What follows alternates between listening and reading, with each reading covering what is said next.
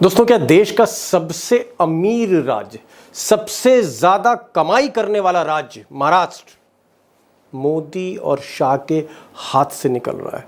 और क्या शरद पवार और उद्धव ठाकरे और राहुल गांधी बाजी पलटने जा रहे हैं मोदी और शाह की? और क्या सच यह है कि शरद पवार आज की तारीख में अमित शाह की रणनीति पर भारी हैं? चाणक्य वर्सेस चाणक्य, कौन है असली चाणक्य, क्यों भारी है, आगे बताने जा रहा हूं। सच में चौंक जाएंगे।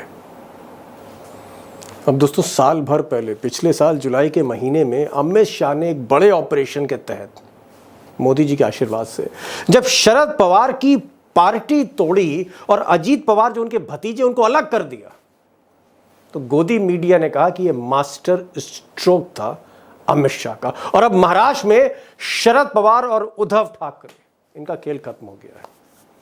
लेकिन आपने देखा कि लोकसभा चुनाव में किस तरह से शरद पवार, उद्धव ठाकरे और कांग्रेस ने पटकनी दी है मोदी और शाह को। लेकिन आज एक और भी बड़ी चीज हो रही है महाराष्ट्र की जमीन पर। शरद पवार ने वो खेल शुरू कर दिया है जो कभी अमित शाह सीबीआई और ईडी के बदौलत खेलते थे।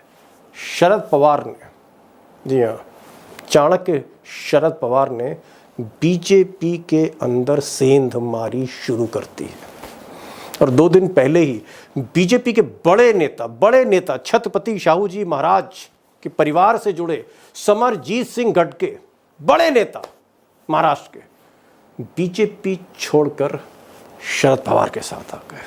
और खबर ये, असली खबर ये है कि समरजीत अकेले नहीं, कई ऐसे विधायक हैं, कई ऐसे सिटिंग एमएलएज हैं बीजेपी के जो मोदी और शाह को छोड़कर शरद पवार की तरफ रुख कर रहे हैं।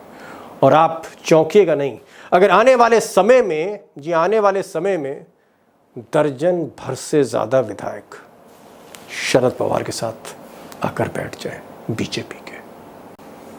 अब शरद पवार, उस्ताद शरद पवार के संपर्क में बीजेपी के कौन कौन एमएलए हैं, ये आगे एक्सपर्ट आपको बताएंगे। लेकिन एक चीज़ मैं यहाँ कहना चाह रहा हूँ, मैंने उस्ताद शरद पवार को इसलिए कहा, ये मेरे लफ्ज़ नहीं है, ये मोदी जी के लफ्ज़ हैं। मोदी जी ने कहा कि शरद पवार उनके पॉलिटिकल गुरु हैं और उसी पॉलिटिकल गुरु की पार्टी मोदी और शाह ने पिछले साल तोड़ी थी।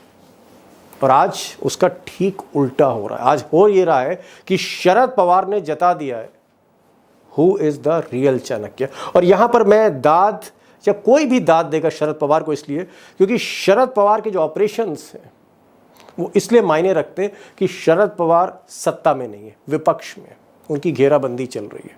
उनके साथ ना वो सरकारी एजेंसियां हैं ना संसाधन है, लेकिन फिर भी वो ऑपरेशन कर रहे हैं। दूसरी तरफ अगर आप अमित शाह को देखेंगे तो अमित शाह की जो ताकत है वो सबसे बड़ी ताकत उनको ईडी से मिलती है, सीबीआई से मिलती है, इनकम टैक्स से मिलती है, अडानी अंबानी से मिलती है, कॉरपोरेट पावर से मिलती है और मीडिया से मिलती है। चाहे वो मीडिया मुकेश अंबानी की हो या गौतम अडानी की, चाहे वो फिर अदालतें हों, चाहे वो फिर ईडी सीबीआई जैसी एजेंसी हो। आप कह सकते हैं कि अमित शाह की मुट्ठी में सिस्टम है और शरद पवार सिस्टम से बाहर हैं, विपक्ष में है, कुछ भी नहीं है सिवाय तजुर्बे के। और यही तजुर्बा शरद पवार का भारी पड़ता जा रहा है।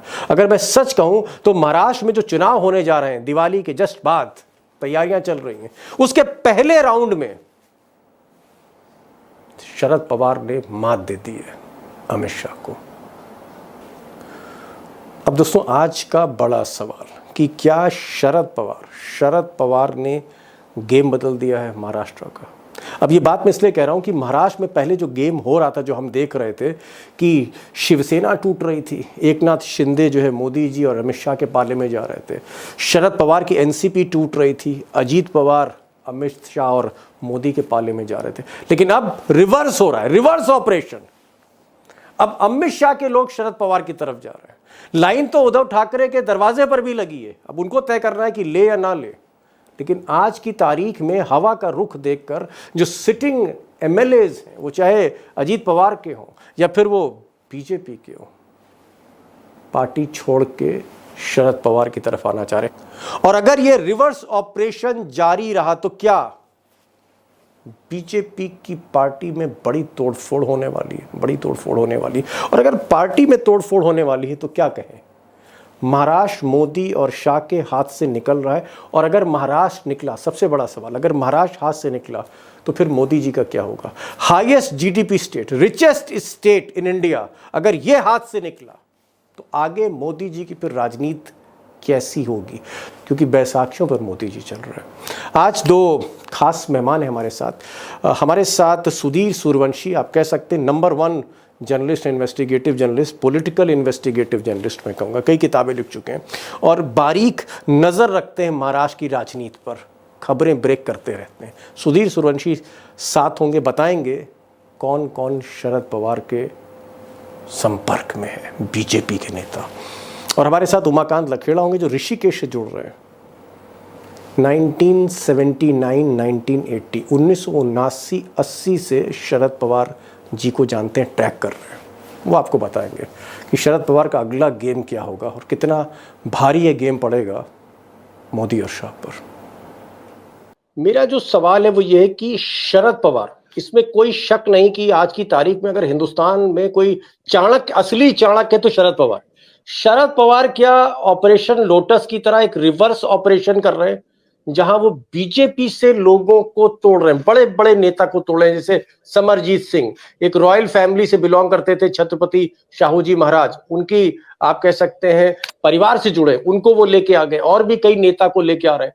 तो क्या शरद पवार जो काम अमित शाह और मोदी कर रहे थे कि बाकी पार्टियों से तोड़ कर ला रहे थे, क्या वही काम अब शरद पवार कर रहे हैं और तूती बोल रही है शरद पवार की इस वक्त महाराष्ट्र में? देखो दीपक जी, अमित शाह जी और शरद पवार, इनमें एक बहुत ही बड़ा डिफरेंस उनकी राजनीति में है। अमित शाह जी दिल्ली में के पावर के वजह से और बाकी जो कुछ उनके साथ में जो चीजें उनकी वजह से वो ऊपर ईडी, से सीबीआई और पैसा, हाँ ऊपर से वो राजनीति करते, उसका टॉप टू बॉटम परकुलेट चीजें करते। लेकिन शरद पवार की चीज, जैसे आपने कहा कि वो रिवर्स साइड ऑफ पॉलिटिक्स करते, वो ग्राउंड पहले पक्का करते हैं। जब ग्राउंड में वो सेंधमारी करते हैं, एक एक मैन मैपिंग करके हर एक कॉन्स्टिट्यूंसी, हर एक संसदीय क्षेत्र से, विधानसभा क्षेत्र से, फिर नीचे से जब ऊपर बंदा जाता है, जब चीजें जाती है, जैसे इलेक्शन नजदीक आते सब चीजें सामने आ जाती है, अरे बाप रे शरद पवार ने क्या किया। तो ये दोनों की एक अलग राजनीति की स्टाइल है। जैसे अभी दही अंडी का मौसम आने वाला है, दही अंडी के मौसम में जैसे नीचे का जो पिरामिड, ह्यूमन पिरामिड, वो सबसे इंपॉर्टेंट रहता है। एक बार वो मजबूत हो गया तो ऊपर का आदमी चढ़ने में ज्यादा दिक्कत नहीं आती, वो हंडी फोड़ने में दिक्कत नहीं आती। उसी तरह से राजनीति शरद पवार कर रहे हैं।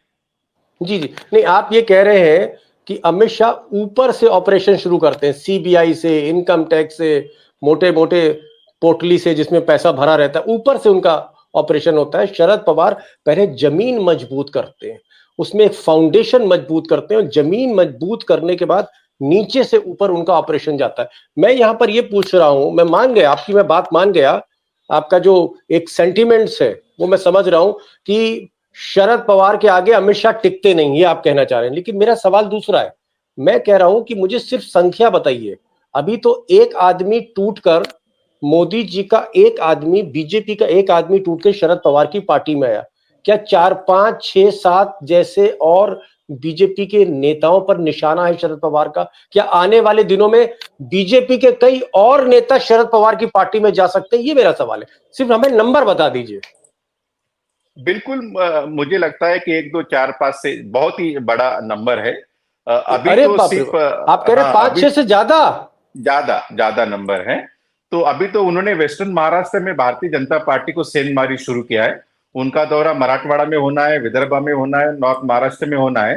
तो जैसे जैसे वो ऐसे इंसान है, वो कभी घर बैठते नहीं, हमेशा उनके दौरे शुरू रहते। हर दौरे में 4-5 मोहरे अपने हाथ लगा लेते। ये सबसे खासियत शरद पवार की राजनीति का है। और उसके साथ में लोगों को गाड़ी में बिठाना, उनके घर खाना खाने जाना, नाश्ता करना, ये पॉलिटिक्स शरद पवार करते। शरद पवार कभी जाके 5 स्टार होटल में या कई बड़े बंगलों में उतरते नहीं, वो अपने कार्यकर्ता और नजदीकी जो आदमी उनके घर में जाते हैं, खाना खाते हैं बाकायदा। इसलिए महाराष्ट्र की जो पकड़ है, उनकी राजनीति की जो इमोशनल जो अटैचमेंट है, वो सबसे ज्यादा इसी वजह से ज्यादा है। और मुझे लगता है जैसे जैसे चुनाव आएगा वैसे वैसे काफी बड़े नाम आपको ताज्जुब होगा कि सिटिंग एमएलए भी भारतीय जनता पार्टी उनके ओहो, टच में शरद पवार के, जो बड़े नाम महाराष्ट्र में कहे ये तो जाते हैं। बड़ी बड़ी ब्रेकिंग न्यूज सुधीर जी आप दे रहे हैं। आप कह रहे हैं कि बड़े बड़े एमएलए, बड़े बड़े नेता बीजेपी के, वो मोदी को छोड़कर, अमित शाह को छोड़कर, ईडी और सीबीआई और इनकम टैक्स के कवच को छोड़कर शरद पवार की गोद में बैठने जा रहे हैं। तो बड़ी ब्रेकिंग न्यूज है। लखेड़ा साहब, ये क्या कह रहे हैं कि साहब शरद पवार ने ऑपरेशन शुरू कर दिया है? मैं इसको क्या मानूं कि क्या शरद पवार अमित शाह को बता रहे हैं कि तुमने मेरी पार्टी तोड़ी थी, मेरे भतीजे को तोड़ लिया, अब मेरी चाल देखो, अब मैं क्या करने जा रहा हूं? क्या शरद पवार अब जवाब दे रहे हैं अमित शाह को? नहीं, बिल्कुल सही बात है। मैं ये मानता हूं कि जो फसल बोते हैं वही फसल काटते हैं किसान। अगर आप जो है कांटे बोओगे तो आप कांटे ही क्या फसल होगी, कांटा काटना पड़ेगा इनको। दूसरी बात, जो सबसे बड़ा जो रिजल्ट निकलने वाला है अभी बच्चे बच्चे की जुबान पर महाराष्ट्र में, जो मेरा फीडबैक है वो ये है कि भारतीय जनता पार्टी की ऐतिहासिक हार होने वाली है। और ये भाजपा के लिए मामूली हार नहीं होगी, ये पूरा जो महायुति गठबंधन है उसके लिए उसकी हार होगी, करारी हार होगी। और लोकसभा चुनाव की के बाद सबसे बड़ी शिकस्त बीजेपी को और एनडीए को, जो तथाकथित एनडीए है सो कॉल्ड, उसको महाराष्ट्र में बहुत बड़ी चपत लगने वाली है। और सबसे बड़ा महत्वपूर्ण बात यह है कि लोकसभा चुनाव में आदरणीय मोदी जी 18 लोकसभा चुनाव में प्रचार करने गए। और मेरी रिपोर्ट है, मेरे को सुधीर जी थोड़ा सा वो कर देंगे, करेक्ट कर देंगे, सारी जगह बीजेपी हारी है, सारी जगह। अब बीजेपी के 2-3 बड़े इंपॉर्टेंट लोगों से मेरा संपर्क है। उनमें से एक सज्जन ने मेरे को 2-4 दिन पहले कहा कि हमारी ये कोशिश है कि मोदी जी इस बार महाराष्ट्र में आए, नहीं तो सारी जगह हार जाएंगे। तो अरे सबसे बड़ा झटका ये है कि मोदी जी की पहला चुनाव है 10 साल में, कोई डिमांड ही नहीं है महाराष्ट्र से कि आप आगे प्रचार कीजिए, कहीं से कोई डिमांड नहीं है। सुधीर जी, लखेड़ा साहब ने एक बात कही कि मोदी जी की जो एक वोट जीतने की क्षमता थी, मोदी जी की जो एक कैप्चरिंग पावर थी वोट की, वो धीरे धीरे खत्म हो रही है। और महाराष्ट्र में जहां जहां मोदी जी ने पिछली बार कन्वेंसिंग करी, कैंपेन किए, रैली करी, वहां वहां वो सीट हार गई भाजपा। और आज की तारीख में भाजपा के नेता मोदी जी से रैली कराने में बहुत उत्साहित नहीं है। क्या ये सही बात है कि मोदी जी की जो अब दिन थे लद चुके हैं, अब उनके नाम पर वोट नहीं मिलेगा महाराष्ट्र में? देखो दीपक जी, एक अंग्रेजी में काफी एक अच्छी कहावत है, success has many father and failure is orphan child. नेता कितना भी बड़ा हो और कितना भी छोटा हो, जब तक वो सक्सेस देता है तब तक वो नेता रहता। एक बार नेता ने सक्सेस देना बंद कर दिया तो बाहर वाले के घर वाले भी उसको ऑर्फन चाइल्ड की तरह ट्रीट करना शुरू कर देते। मुझे लगता है कि उसी तरह भारतीय जनता पार्टी में, जैसे लखेड़ा साहब कह रहे, उसी तरह एक चलबिचल शुरू हो गई कि मोदी जी का जो स्ट्राइक रेट है स्वभाव का, वो अभी जो एक जमाना था उनका वो रहा नहीं। काफी गिरावट उनकी पॉपुलैरिटी में आ गई है। और ये बात मैं नहीं कर रहा हूँ, आरएसएस के जो मुखपत्र ऑर्गेनाइजर उन्होंने भी कहा था कि सिर्फ मोदी के चेहरे के नाम पे और हिंदुत्व के नाम पे चुनाव जीते नहीं जा सकते। आपको जो छत्र पे जो लोकल लीडरशिप है, रीजनल लीडरशिप है, वो भी ताकतवर बनानी पड़ेगी, तभी इलेक्शन जीता जाएगा। उसके बावजूद अनेक मुद्दे रहते हैं हर स्टेट में, वो मुद्दे भी आपके साथ में चाहिए। मुझे लगता है कि महाराष्ट्र में भारतीय जनता पार्टी ने एक बड़ा चेहरा खड़ा किया था देवेंद्र फडणवीस नाम का, लेकिन वो बड़े चेहरे को ही खत्म करने का काम भारतीय जनता पार्टी की लीडरशिप ने किया है।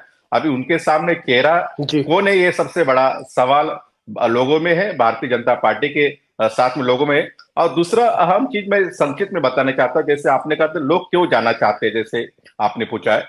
भारतीय जनता पार्टी में कम से कम 30-40 ऐसे विधायक है जो बड़े लोग हैं, वो कांग्रेस और एनसीपी से आए हुए हैं। वो भारतीय जनता पार्टी का दामन इसलिए उन्होंने थामा था कि पावर उनके चाहिए थी, कि वो पावर के साथ रहने वाले लोग हैं, वो किसी पार्टी और आइडियोलॉजी के साथ रहने वाले लोग नहीं है। अभी 10 साल से क्या होगा, लास्ट 5 साल से भारतीय जनता पार्टी थोड़ी पावर में रही, लेकिन सीएम उनका बना नहीं। शिंदे सीएम बन गए तो वो कोई सुनते नहीं है, देवेंद्र फडणवीस का सुनते नहीं, अजित पवार का सुनते नहीं है। इसलिए जो लोग उनके साथ में, उनको लगा कि अभी ये सत्ता भारतीय जनता पार्टी की आने वाली नहीं है, इसलिए जो उनकी पुरानी पार्टीज है, पुराने लीडरशिप है, उनके उनके तरफ उनका जाने का जी ज्यादा रुख दिख रहा है। इसी वजह से जो हड़कम भड़कम हम जिसे कहते हैं, जी, वो समझ भारतीय गया, जनता समझ पार्टी मची एक हुई है। सुधीर जी ने एक बड़ी बात कही। उन्होंने कहा कि 30-35 ऐसे विधायक हैं जो बीजेपी में एनसीपी या कांग्रेस से आए, और आज उनको लगता है कि मोदी जी और अमित शाह और देवेंद्र फडणवीस, बीजेपी काफी कमजोर है, शायद चुनाव ना जीत पाए, इसलिए एक बार फिर से वो वापस अपनी ओरिजिनल पार्टी यानी कांग्रेस एनसीपी में जाना चाहते हैं। ये एक उन्होंने कारण बताया। एक आखिरी सवाल लकीड़ा साहब आपसे पूछना चाहूंगा कि जी जिस तरह की आप लोग बातें कर रहे हैं, जिस तरह का फीडबैक हमको सुधीर जी दे रहे हैं, और बाकी सर्वे भी आ रहे हैं, इंटरनल सर्वे पार्टीज के आ रहे हैं, अगर महाराष्ट्र मोदी जी हार जाते हैं, जो इस देश का सबसे अमीर राज्य है, अगर महाराष्ट्र हारे तो क्या बीजेपी के अंदर बगावत हो सकती है? आरएसएस भी कोई ना कोई एक्शन ले सकता है? क्या मोदी जी के लिए ये हार जो है बहुत महंगी पड़ेगी महाराष्ट्र की? देखिए, मैं बहुत स्पष्ट कहना चाहता हूं कि लोकसभा चुनाव में रिजल्ट के बाद 8-9 दिन के बाद जो प्रमुख थे आरएसएस के मोहन भागवत जी, उन्होंने क्या बोला आपको? उन्होंने साफ संकेत दे दिया कि सर से पानी गुजर चुका है और इनकी जो गलतियां थी विपक्ष के खिलाफ, डेमोक्रेटिक वैल्यूज के खिलाफ, जो जो इनकी गलतियां थी वो उन्होंने खुल करके पब्लिक रैली में साफ साफ बता दी। और अब महाराष्ट्र का जो हार है वो दूसरा बहुत बड़ा झटका इनको लगेगा, और उसके बाद जो इनका सत्ता में बने रहने का औचित्य खत्म हो जाएगा। और इससे भी बड़ी बात, क्यों इनकी हवा खराब क्यों होगी? हवा खराब करेंगे नीतीश और चंद्रबाबू नायडू। नीतीश और चंद्रबाबू नायडू के लिए खजाना खोला हुआ है, लेकिन खजाना तो तब चलेगा ना जब आप सत्ता में रहेंगे। सबसे पहले बगावत जो है होने वाली है, जो खटपट हो गई बिहार में, वो बिहार की जो खटपट है वो ले डूबेगी। और इतना इसलिए कि चुनाव है, जब ये 4 राज्य हार रहे हैं तो बिहार में जनता दल यूनाइटेड अगर बीजेपी के साथ गठबंधन बनाकर उसके बाद चलेगी तो डूबने के अलावा कोई रास्ता नहीं है। तो इससे पहले कि डूबे, लुटिया डूबने के पहले नीतीश कुमार इतना इंटेलिजेंट जरूर है कि वो तूफान और मौसम का मिजाज देखने में माहिर है। उनको 20 ईयर से ज्यादा चीफ मिनिस्टर बने हुए हो गए, और मुझे ऐसा लगता है कि सबसे पहले झटका नीतीश कुमार देंगे, क्योंकि वो ये तय करेंगे कि भाई जब इनके साथ रह करके हमारी लुटिया डूबनी है तो इनके साथ क्यों जाए चुनाव प्रचार कर, अकेले लड़ो इसके बाद, या अपोजिशन अलायंस के साथ गठबंधन करो। और बड़ी बात आप कह रहे हैं, बड़ी बात कह रहे हैं, दर्शकों को भी पता है कि गठबंधन बातें हो रही हैं, आरजेडी के साथ गपशप चल रही है, तो उसके बाद ये सब इंतजार में बैठे हैं कि रिजल्ट निकले और उसके बाद हम अगले पत्ते, अगले दांव खेलें। जी, सही कहा आपने कहा कि अगर महाराष्ट्र हाथ से निकलता है, जिस तरह की रिपोर्ट्स आ रही हैं, तो मोदी जी के लिए मुसीबत पार्टी से तो होगी, आरएसएस से भी होगी, लेकिन सबसे ज्यादा मुसीबत उनके सहयोगी दल करेंगे, खासकर नीतीश कुमार, क्योंकि नीतीश कुमार हारे हुए खिलाड़ी के साथ गठबंधन करके बिहार का चुनाव नहीं लड़ना चाहेंगे। बहरहाल कुल मिलाकर ये जो चुनाव है महाराष्ट्र का, ये ना सिर्फ निर्णायक है शरद पवार, उद्धव ठाकरे और कांग्रेस के लिए, बल्कि जीने मरने की स्थिति, करो या मरो की स्थिति मोदी और शाह के लिए भी। और ऐसी स्थिति में देखना होगा कि जो लाडली बहना योजना यानी कैश ट्रांसफर जो महिलाओं को महाराष्ट्र में हो रहा है, जिसे कांग्रेस कह रही है ब्राइब फॉर वोट है, ये कितना सक्सेसफुल होती, बीजेपी की हार को कितना कम करती है ये योजना, ये भी देखना होगा। फिर कभी मैं सुधीर से बात करूंगा। आज सिर्फ इतना ही दोस्तों कहना चाहूंगा कि दोनों एक्सपर्ट्स का कहना है कि महाराष्ट्र में शरद पवार एक बार अपने असली रूप में आ गए हैं और उन्होंने बीजेपी के आदमी तोड़ने शुरू किए हैं। उधर उद्धव ठाकरे जो हैं वो भी मुस्तैदी के साथ आप कह सकते हैं उन्होंने हुंकार भर रखी है, और कांग्रेस इस बार सबसे बेटर परफॉर्मेंस महाराष्ट्र में देने जा रही है। यानी कुल मिलाकर हर तरफ से आप देखें तो नक्षत्र भाजपा के महाराष्ट्र में अच्छे नहीं दिखते। आपने समय निकाला लखेड़ा साहब ऋषिकेश से, बहुत बहुत शुक्रिया। और सुधीर भाई, आप कॉन्फ्रेंस में थे, पानी बरसा, आप भीगे, उसके बाद आए, भीगी शर्ट में बैठे हुए हैं। मैं इस तरह की पत्रकारिता को सैल्यूट करता हूँ। ये जो जज्बा है, जो पैशन है अपनी बातों को सामने रखने का, salute to you sir. Thank you so much लगेड़ा साहब, thank you so much Sudhir ji.